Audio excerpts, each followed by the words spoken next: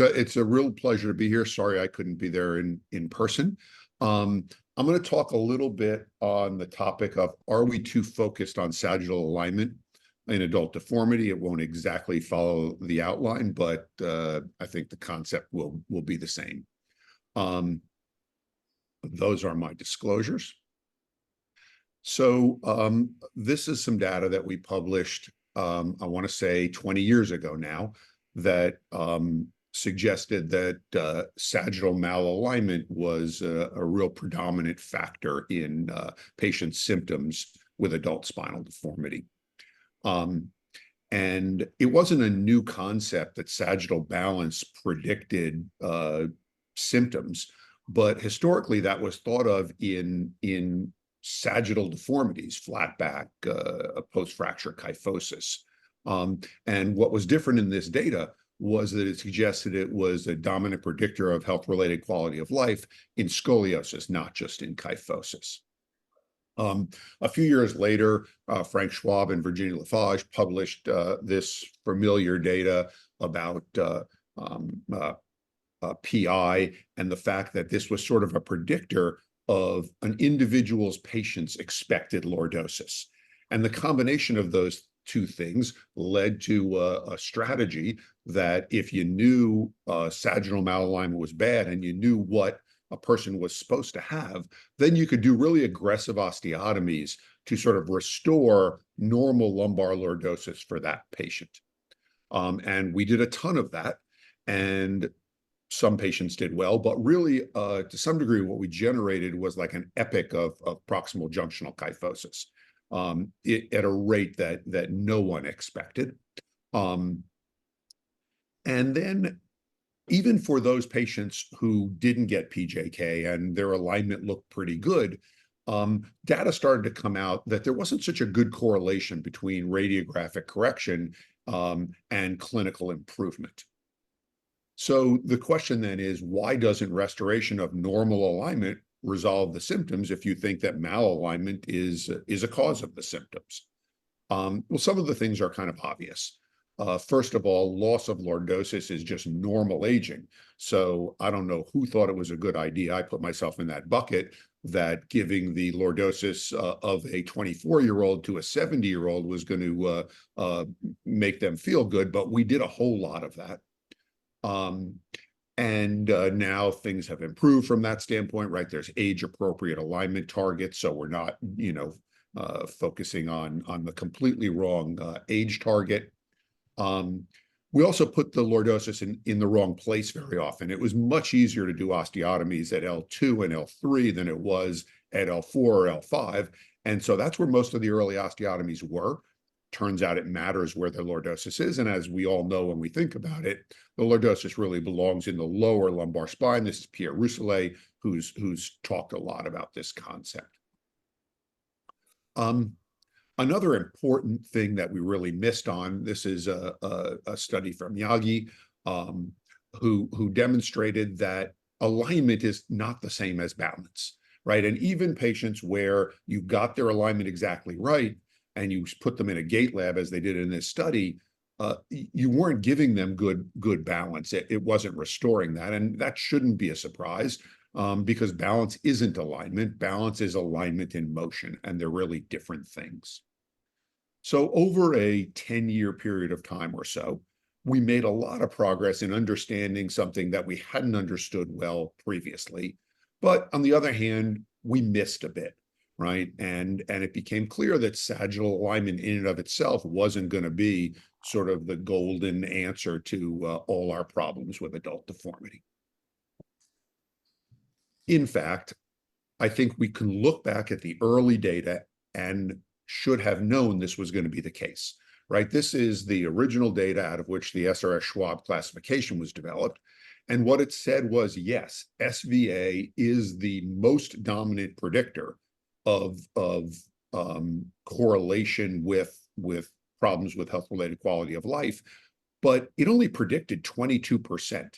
And we really spent a lot of years trying to hone that 20% of the problem, rather than trying to look at, well, what's the 80% of the problem that's not included in this narrow alignment goal? So the question that I'd like to talk a little bit about today is, can we find modifiable risks other than sagittal alignment that could impact our outcomes? And I'll start with some work that we've done in the area of balance. This is some work out of Scandinavia by a group of rehab doctors who use something called the BEST test. It's sort of a rehab standard approach to testing patients with all kinds of different balance problems. And they took this to a group of adult deformity patients, and they demonstrated that adult deformity patients have poorer balance than normals. This is not surgical patients. This is just all comers with adult deformity. So they're probably, whether it's etiologic or the result, patients with adult deformity are going to tend to have problems with balance to start with. We took a little different approach. This is a study I did some years ago where we just looked as a series at our PJK cases and looked at sort of what characterized these cases. And one of the things that we found, which was, at least to the degree we found it surprising to me, was that of our PJK cases, 76% of the patients had some other significant neurologic comorbidity. So this wasn't a very good study. It was just a run of our series of PJKs. So we went back and did a little better version of that study, where we did a matching study of patients who developed PJK and who did not develop PJK after adult deformity surgery. And we found this finding to hold up. We found a significant association with both myelopathy and other neurologic comorbidities in our PJK cases that was really different than our non-PJK cases. Maybe that's not a complete surprise when we think about what we know about patients with neurologic disease, right? You have patients with severe neurologic disease or maybe Parkinson's, and you just know whatever you do, they're going to fail. Unfortunately, that's not really a modifiable parameter, right? So there's certainly neurologic disease that we don't think about as modifiable, and you'll make a decision.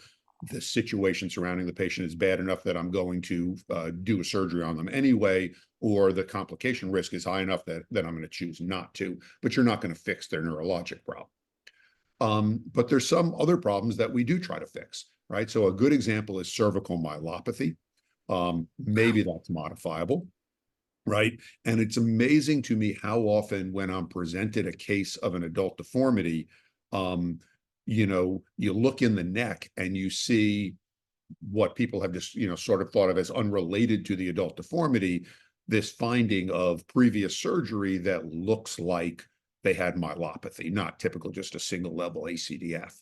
A lot of times early on, I would find that kind of finding in one of my patients, and I think I'm going to be really smart. I'm going to fix their cervical compression before I deal with their adult deformity, and then their balance will be better and their myelopathy will be better.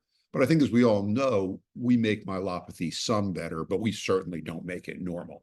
And for sure, these patients go on to be at higher risk for problems. We tried to look at that a bit further. Unfortunately, the testing we have in general for myelopathy is pretty blunt. We use Romberg's, we used heel-toe walking, we use Hoffman's, we use MJOA. None of those things are sort of granular assessments of the degree of myelopathy. None of those tests measure improvement very objectively. So we tried to approach that by developing a quantified Romberg, where we put patients on a force plate and did their Romberg testing. And this gave us a more quantified measure.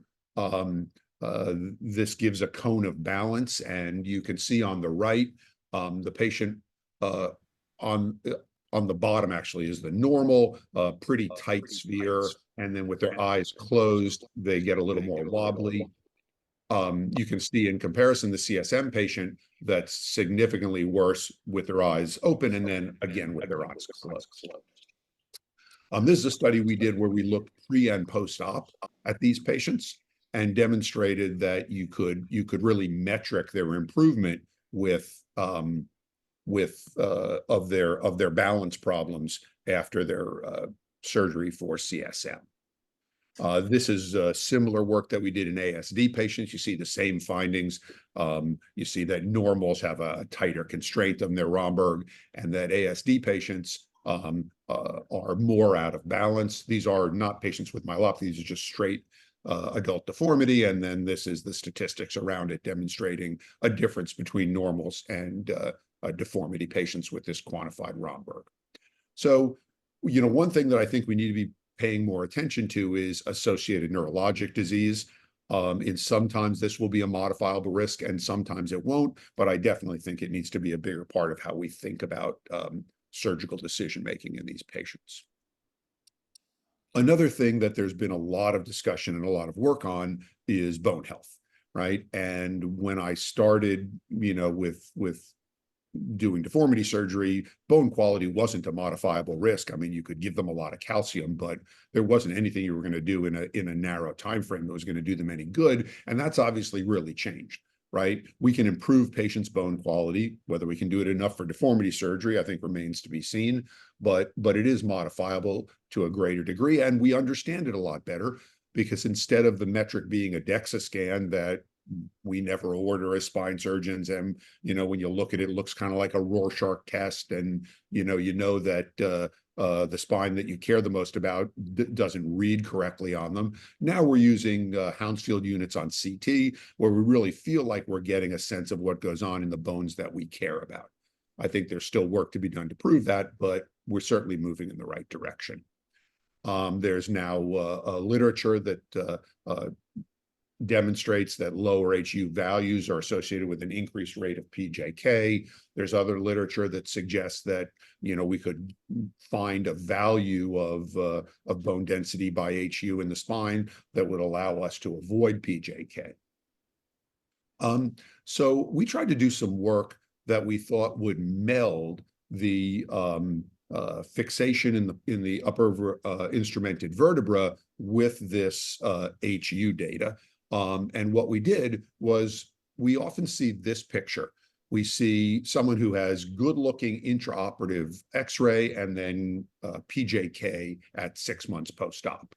But we looked at the intervening picture. This is the immediate post-op standing X-ray. So what we're really comparing in this study is the intraoperative prone position of the screw and the immediate postoperative standing position of the screw.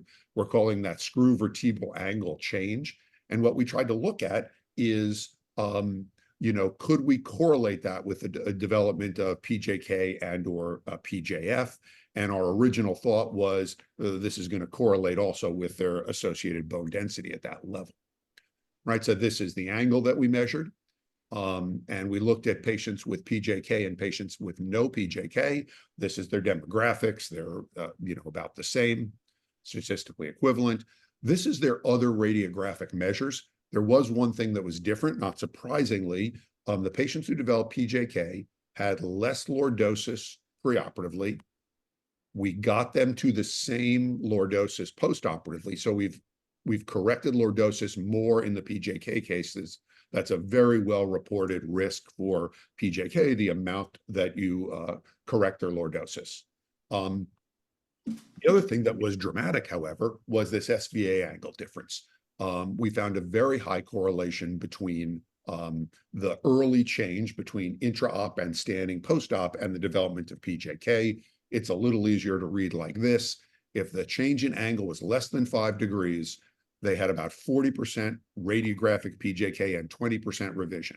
When the angle was greater than 5 degrees, they had 80% radiographic PJK and 60% revision. So we also did multivariate analysis, and this was the only significant predictor of radiographic SVA angle change, and the preoperative SVA and this angle were the predictors of the need for revision. Interestingly, what was not a predictor was HUs, not what I thought was coming. But it doesn't mean it's not important. It may mean that we screened out patients with really poor bone more effectively preoperatively. So I'm not saying this means that bone density isn't important, but the radiographic angle change was strong enough that it looked to be a predictor where HUs did not. So what does that mean?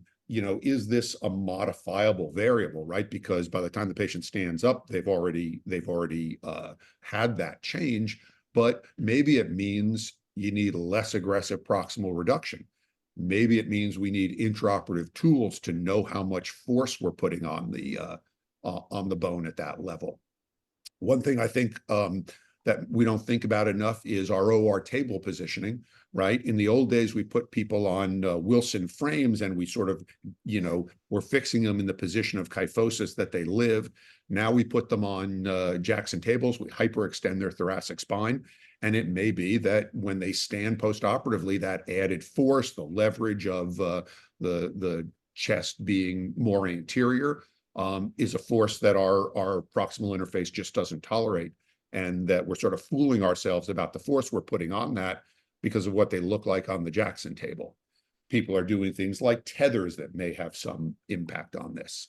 But I think, looking at UIV loading as a modifiable risk would be another way to approach concepts other than sagittal alignment that could really impact our outcomes. I'd like to look at one more. This is another thing that we've been looking at lately, and that's anesthetic risk for spinal deformity correction. So I know for me and most spine surgeons, our idea of anesthetic risk is we get a preoperative medical consult, and when they say the patient's safe for surgery, we're done thinking about this. But I'm going to show you some data that I think suggests we should think about it a bit more. So this is anesthesia data. It's anesthesia data that says that there is a correlation between intraoperative hypotension, so the amount of time that patients spend with a mean arterial pressure less than 65, and adverse events postoperatively. This is in non-cardiac general surgery. The adverse event that they found most frequently was acute kidney injury, AKI. And in fact, the finding is strong enough that this is a quality metric from CMS for anesthesiologists to keep the intraoperative blood pressure map above 65. So what happens? Why does it cause kidney problems? Well, when your pressure gets low, the body protects the brain and probably for us, the spinal cord, but it does that by starving the splanchnic circulation. And this is a video from a pig that shows when you have decreased perfusion, you get less blood flow on the right through the gut. And then what do we often do when blood pressure is low? Well, we give a vasopressor, and that's good for the measured blood pressure, but it turns out it's bad for the splanchnic circulation. It further sends the blood elsewhere. And on the right is the decreased perfusion with the addition of vasopressor, where you got not only bad flow, but you also got leakage of things like cells and bacteria. And so we looked at that and we thought, well, maybe that's a source of infection postoperatively in these cases. And we did a study where we looked at the amount of intraoperative hypotension and the correlation with complications. This is recently published in Spine. We looked at thoracolumbar fusions greater than 6 levels, and we looked at the parameters that we're talking about. We looked at 540 patients, so a pretty big cohort, average 10 levels of fusion. And this is the finding: a significant association between duration of intraoperative hypotension and not only surgical site infection, but also GI complications, nausea and vomiting, ileus, need for nasogastric tube, postoperative cognitive dysfunction, PE, acute respiratory failure. This was associated with a substantial number of the complications that we see in these big deformity surgeries. This is the regression analysis. It was a stronger indicator of complication than diabetes. So intraoperative hypotension seems to have a dramatic effect on complications in spinal fusion. And so maybe that's another thing that is a modifiable risk for problems and complications that we could be paying attention to. So in conclusion, sagittal alignment's important. I don't think we should stop paying attention to it, but I really think we need more attention to sagittal balance. We know that complications and revision rates are high, and they're related to a lot of the things we do. So I think we ought to be looking for modifiable variables. And importantly, I think we should look for the things that we sort of know and think about and we should sort of open our view and try to think about things that maybe we haven't considered in the past. Thank you very much. Steve, again, outstanding. So glad to have you amongst the masses. You truly are worthy of that title. Two questions. So this prehab aspect is a really big deal, but let's talk about the immediate postoperative phase. That is getting our patients who've just survived with minimal intraoperative hypotension. Great point, by the way. A major procedure, and we round for the first time on them like I did this morning, and they're laying in bed because the head of bed should be above 3 degrees like this. Slip down in their non-decubital bed, putting a perfect pressure point on their rostral hardware, and they get out of bed then with a walker, a four-wheeled walker, where they're walking around like this. They get lifted out of bed by being pulled on their arms.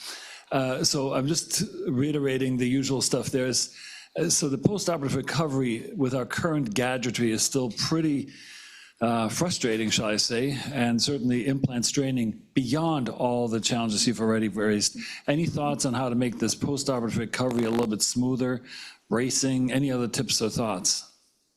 Well, I'm not a fan of bracing. And that's not to say that there aren't, some patients for whom that's helpful. My partner, John Nymar, who started with me on day one in fellowship, so we have the exact same deformity experience, disagree about that point. What I find is so many of our patients, have, are at least chunky enough that I don't think the brace is really doing anything for them. Occasionally you have really thin patients, or, patients where I don't like the position of their they're kyphotic already postoperatively. That probably means I did the wrong operation and stopped too short, where I might use that.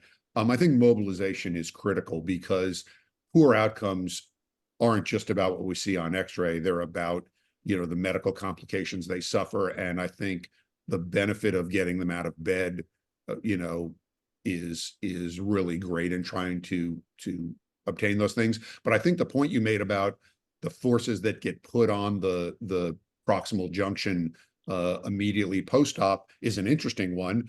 What we did is we looked at the first standing X-ray, but to some degree, I think it might be interesting to see whether there's a difference in what that would look like, if you could do those films before people were getting, pulled around like that, and see whether that's also a component of what puts force on that UIV.